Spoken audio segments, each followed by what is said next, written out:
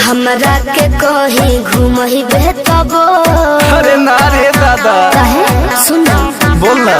मनवा से मनवा मिलइबे तबो। एकदम ना मिला का। अरे हमरा के कहीं घूमहिबे तबो, मनवा से मनवा मिलइबे तबो। दिल हमार कुर्बान हो गइल। अरे तनी हमरो सुना। बोल बोल सुन तोरे चक्कर में रे सवर की फलनवा के बेटा बदनाम हो गई। तोरे चक्कर में रे सवर की फलनवा के बेटा बदनाम हो गई। झूठ मत बोलो। तोरे चक्कर में तोरे चक्कर में म्यूजिक बाय आर्या शर्मा। तोरे चक्कर में तोरे हाँ फोटो छपाइल हमारा मानवा में। बात रोजे तोरे के देखिले सपनावा में।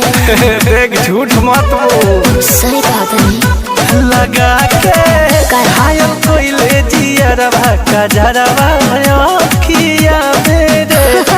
अब ना आइब कबो दोबारा तोरा मीठी बतिया मेरे। चर्चा हमार खुले आम हो गए। अरे तनी कम झूठ बोल। सही रे तोरे चक्कर में रे पतर की फलाना के बेटा बदनाम हो बड़ले गई। बा तोरे चक्कर में रे सवर की फलाना के बेटा बदनाम हो गई। बड़का ज्ञानी भइल बड़े।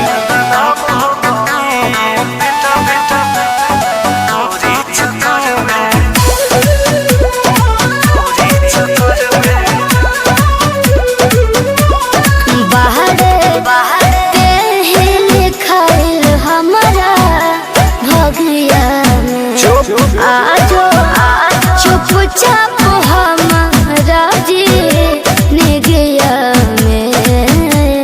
चुप एकदम चुप। तब बोलो के जैसन न करी कबोई विजया रे के तनो धारावे के चहबे न धरी कलैया रे। आगे के सब इंतजाम हो गए। चल भाग ना भागो कि ना।